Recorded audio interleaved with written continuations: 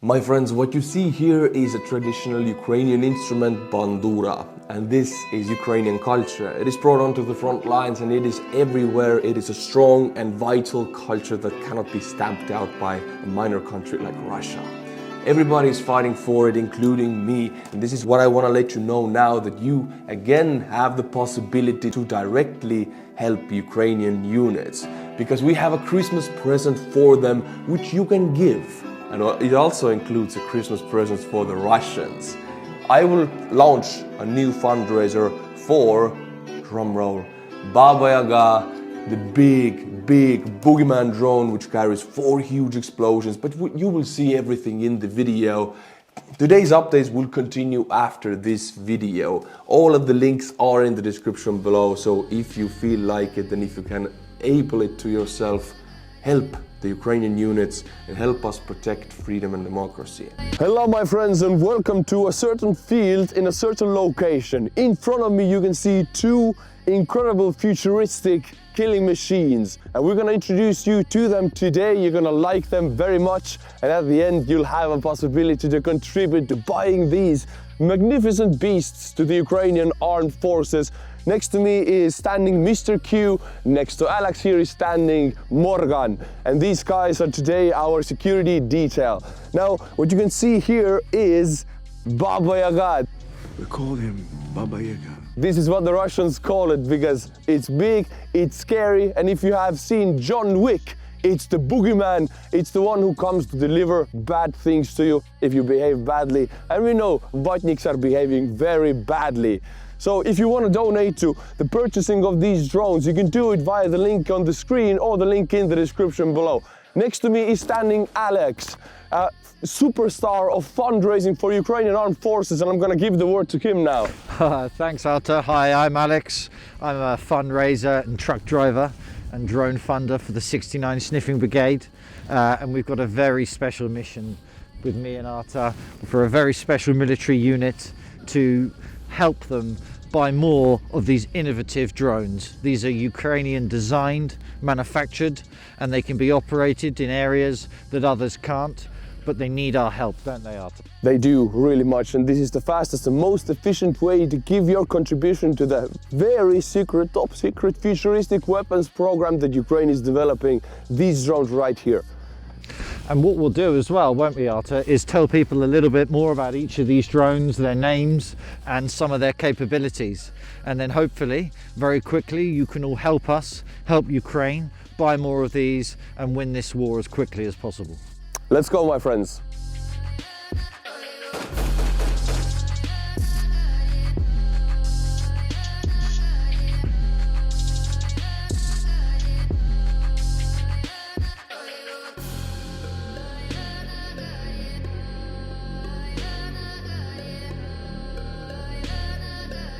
I'm here with Morgan, and in front of me you can see the Baba Yaga, the boogeyman, the scary nightmare of every Vatnik trying to occupy this beautiful land. So Morgan, please tell me, what is the advantage of this drone? Why is it so necessary and futuristic?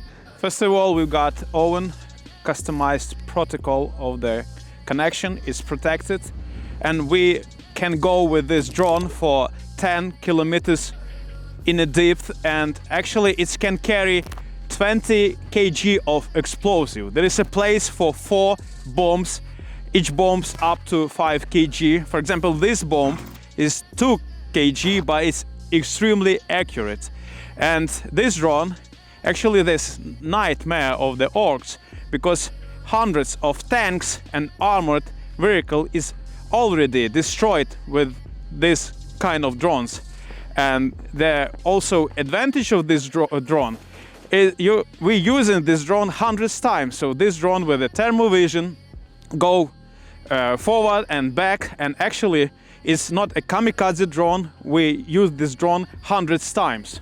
So usually when I say about kamikaze drone, I say you're not buying a drone, you're buying 1 destroyed Russian Kamaz truck, but this, you're buying potentially 10 destroyed Russian tanks, 20 destroyed Russian tanks. It goes back and forth. Exactly. And as I told, even in the condition of the extreme strong jamming, this drone still working, because we use oven protected channel of communication, which still uncracked from Russians.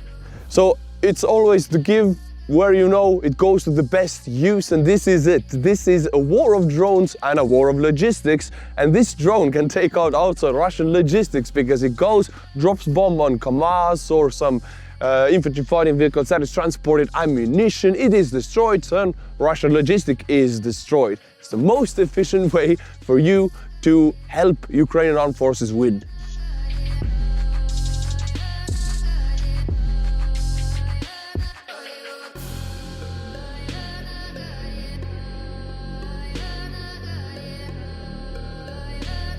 So everyone, I'm here with the second innovative drone, and this is a brand new prototype that the unit has been creating, and Morgan's going to tell us a little bit more about it. Well, this war is a war of drones, and this particular drones is a game changer because this drone's extremely fast and it can go really far with a strong connection.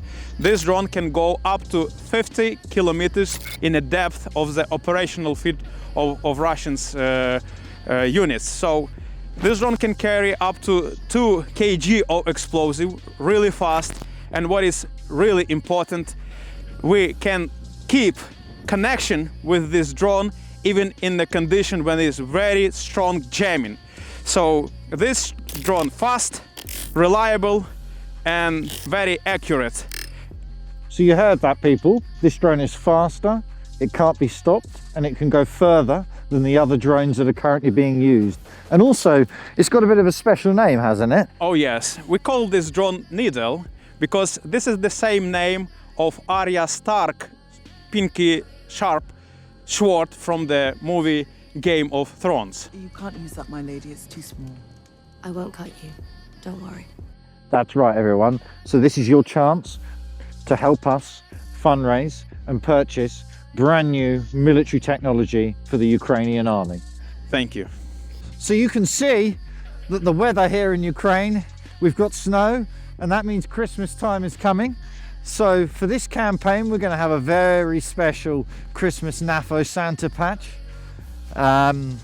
It's going to have a sleigh, it's going to have drones, it's going to be one that everyone's going to want to collect. Isn't that right, Artur? That is true. If you donate $100, you get a beautiful Santa Claus driving a sledge, driving with these drones. Also, this is like a Christmas present for the armed forces of Ukraine, and also a good Christmas present for the occupying Vitniks. This one will deliver these presents for the next upcoming year until victory. Slava Ukraini! Heroям slava! And what better way to continue from this fundraiser, which you can donate in the description below, than Magyar's birds. Magyar is one of the most famous Ukrainian drone operator. It's not an operator, he's a unit commander. He's even much more than that. He is the go-to Ukrainian drone guy, and he again reports of destruction of Russian vehicles. This war is fully about drones now. It has changed, especially in 2023. Magyar's birds disabled several Russian vehicles in the area of Krinki and the neighboring town in Kherson.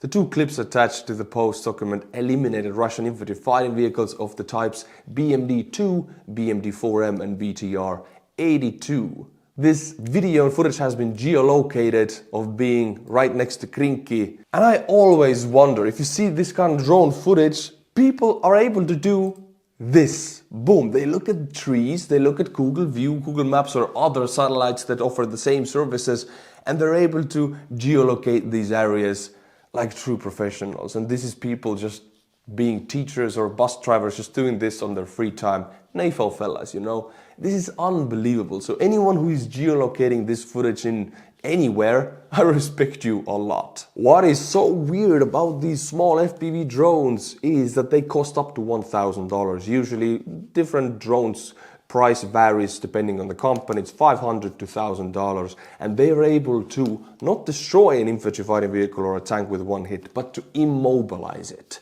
Maybe it takes 2, maybe it takes 3 to immobilize it, but then you have $3,000 invested, and the return of interest, meaning the destruction of Russian, let's say T-72, by immobilizing it, is insanely high. The percentages are in the 10,000s of return of investment. Plus, if you immobilize a Russian vehicle, any kind of vehicle, the Russians will immediately abandon it. So this kind of cheap drone hit will directly destroy that vehicle, because if Russians abandon it, Ukrainians capture it or destroy it with other drones. It is about drones now and always from this point onward. The Times reporter Maxim Tucker was granted access to Ukraine's secret USV base operated by the GUR, and by the way, GUR is the unit, I mean, it's a huge department, but they are the unit we are supporting also with the fundraiser, so you can support these guys. Now, these are Ukrainian marine drones, and I'm surprised that a journalist was let into the base, so I want to show you the footage and read you the subtitles. Maxim Tucker, assistant to the foreign editor for The Times, visited a secret military base in Ukraine, and you can see the marine drones are being mass-produced because they are again like these cheap first-person view kamikaze drones. These are again a very extremely cost-effective way to destroy a Russian Black Sea fleet, because one of these drones can cost up to $100,000, but the ship it can destroy potentially, if it's not shot out of oblivion, costs 10 million, 15 million, 100 million, 500 million, depending the cost of the Moscow, which was turned into submarine. Well, the return of interest again in tens of thousands of percentages. Ukrainian military intelligence, GUR, gave rare access to a naval drone warehouse. And they do look pretty. Ooh yeah. This is the future of any kind of warfare, and no NATO country in the world has adapted to it. When this war is over, and even now, all NATO countries are very rapidly adapting their militaries, and they have a lot to learn from the Ukrainians, because United States focus before Ukrainian war was also on drones, but these drones were, let's say, Reaper drones or other kind of huge expensive drones, or even Bayraktar drones, which are times cheaper than United States drones, are now still too expensive. The future is the cheapest, most mass-producible first-person view drones that can be carried with squad. One guy can carry 4 or 5 of these drones and launch them within minutes. That's the future of frontline warfare. The United States is also adapting. The drones have been used to sink some of Russia's most advanced warships. Russian helicopters and fast patrol boats have had to be repurposed to defend against these drones. And I remember this footage, oh, I felt so proud watching it. This is innovation to its core, because no country in the world before Ukrainians had mass-produced these drones. Ukraine's success at the sea was noted on a recent trip by David Cameron, Foreign Secretary. The Magura V5 unmanned service vessel are outfitted with 2 cameras with infrared optics. This is a beauty. This boat is a marvel of engineering, and it's nothing complicated. The United States is very capable of doing this, but Ukrainians are mass producing them in a cheap way. That's a huge difference, because any war is a war of money, war of logistics, and war of supplies, war of economy. So if you can do anything cheaper, you are the genius. The United States has this technology, and their boats are of course much more efficient, but they cost so much.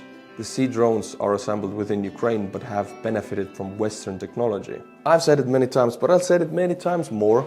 Developing any kind of weapon, a huge part of developing and using that weapon effectively is the cost effectiveness, the mass producibility of that weapon. Spare parts, how fast the logistics changes, the bottlenecks, all of that. If you can have a perfect weapon that its destruction is big kaboom, but you can only produce 3 a month, let's say, a very robust analysis here, it's no use. But if you have a kamikaze drone that it cannot destroy a BTR with 1 hit, it cannot maybe even destroy a D-72 with 5 hits, but it can demobilize it with 1 or 2 hits, and it costs 2,000, you can produce 10,000 a month per one company. That is any day of the week the better weapon. It's about the cost, it's about the mass producibility, the logistics, the bottlenecks, and how easy it is to use. And now, my friends, I just want to show you something visually very pleasing. Look at this. Can you tell what this is? Well, this, my friends, is a firing sequence of Bradley's 25mm cannon with high explosive rounds. United States exporting some freedom right here seen on this footage. Yeehaw, my friends. I wouldn't want to be in the receiving end of these bullets. Look at these explosions. I mean, this is of course meant for any kind of target, soft and hard. It can destroy a tank if shot for a long enough time against the tank. This can destroy almost any armored vehicle Russia has if you plummet it enough with it. It's a terrifying weapon, and the Russians captured one recently, and most of the comments said that, oh, it's not a disaster. This vehicle is 40 plus years old. What are the Russians going to do with it? Reverse engineer and find what the United States had 50 years ago? Yeah, that's exactly, because Russian infantry fighting vehicles are not 50 years ago technology. Some of them are 70 years ago technology, 70 years ago designs. I mean, T-72 is from the 70s. I mean, of course, it has now advanced optics and everything, but the design really hasn't changed for half a century. So the Russians are far behind with their production, so they do have the gain from capturing this Bradley. But I would say it in another way, that the United States doesn't have anything to lose if the Russians capture the Bradley. Do I make sense here? Hope I do. And now, my friends, we're again gonna watch something very visually pleasing. It's a Russian Mi-8 helicopter over the Black Sea firing at a Ukrainian kamikaze drone. The very same drone we just watched from a video. Marine drone, unmanned, cheap way to destroy Russian Black Sea fleet. And you know, other plus can be seen in this video. These helicopters are effective in destroying these drones. As you can see, the rockets are unguided, so they miss. This is the boat, and the rockets all missed. It also has a machine gun. The thing is, Russians need to deploy these helicopters periodically to patrol the Black Sea against these Ukrainian kamikaze boats. The issue is that helicopter pilots are not that common, because a lot of the choppers are shot down. Secondly, it puts choppers in danger, because Ukrainian SBU special forces also patrol the Black Sea with Stinger missiles. And you have to divert choppers away from the front line or from their mission, what they're doing. So these kamikaze drones do a lot more than only pushing the Russian Black Sea fleet further away from Crimea. It also forces Russia to deploy huge defensive measures, which swallow big amount of resources and time. So these drones are genius, and I love them. As you can see, this operator here has a hard time hitting that boat, and I don't blame him. It's far away, it's very hard to hit. But in the end, I don't doubt that they will destroy the boat. I mean, they are very destroyable if you hit them. Now, my friends, talking about Russian choppers, they need to have a landing base and base of operations. And Ukrainian HIMARS pushed all of the military air bases 50 kilometers away from the front. Then the Storm Shadow arrived. That pushed everything a lot further away, and now Ukrainians have drones which they can produce themselves, which have the range of 200-300 kilometers at least, and they push the bases even further away. I'm gonna read you a thread by Tatarigami, great analysis, go and follow him on Twitter. He illustrates one of the base's movements, the relocation of one of the Russian helicopter bases into a strange area. Let's read the report, it's a bit funny. While public attention was on airfields in Luhansk and Berdyansk, Russians set up secret helicopter bases in various locations. This was initially excluded to paid subscribers, but I am now releasing it, especially in the light of the recent SBU strike in the region. Again, I focus your attention to Tatarigami because he does an amazing job in analysis, and all this information comes from his team. You're free to follow. In November, as Ukrainian forces advanced toward Kherson, the Russian military opted to move their helicopters from the Chaplinka aerodrome to more secure inland locations, including a fenced beach resort in Arabat Split near Crimea. And as you can see, this is the location. It's a tight land area that has been hit many times by HIMARS actually. They decided to move a chopper base here. In this image, 20 helicopter pads are visible, some occupied by Russian helicopters like Mi-24, Mi-8s, Ka-52s and possibly Mi-28s. Notably, the site is within beach resort Voilna, enclosed by a fence. So it is inside a beach resort. All of the Crimea is a huge beach resort. Imagine these Florida beaches, beautiful beaches. Well, Crimea is exactly like that. Entire Tsarist Russia back in the 1700s and 1800s was using Crimea as their go-to summer vacation area. And right now all of Russia is supposed to be using that if there wasn't any war going on. Further analysis of 2021 imagery shows no helicopter pads at this location, hinting at rapid efforts to establish an ad hoc helicopter base conveniently placed among beach resorts and hotels, potentially serving as accommodations for their pilots. So these hotels in the area are turned into pilot accommodations where they can party and enjoy their pool areas. This is why sometimes Ukraine attacks these hotels, because SBU has intel from partisans that high-value targets are in these hotels, because they are. Pilots are high-value targets, officers, pilots usually are officers, so there you go. Russians didn't use this location during the early stages of the war. Historical imagery analysis indicates that construction commenced around October 2022, coinciding with the Kherson offensive. This effort was probably aimed at relocating from Chaplinka, Kherson Oblast. As you can see, this is Chaplinka, Kherson Oblast, and this is well in the range of HIMARS, in the range of everything Ukraine has. So this obviously is not a very good location for helicopters. And I kid you not, you would think, oh, obviously, but no, Russians deployed their helicopters even in Kherson Sea when it was occupied close to the Antonovsky airfield in the Kherson city. Yeah, there's two Antonovskys, one in Kiev, one in Kherson. They deployed, and I remember covering it, chopper squadrons by the tens into that airfield. Ukraine destroyed them. Then they deployed more, then got destroyed. I think in the Antonovsky airfield near Kherson, about 100 choppers were destroyed in like 6-month period. 10 by 10 by 10. It was unbelievable. I couldn't believe my eyes when I was reporting it. 2022. The evacuation and relocation of the Chaplinka air base, as previously mentioned, exemplify the Russian necessity to establish new concealed locations due to concerns about potential targeting. And it took them a year to understand that. Given the growing range of Ukrainian weaponry, this pattern will continue.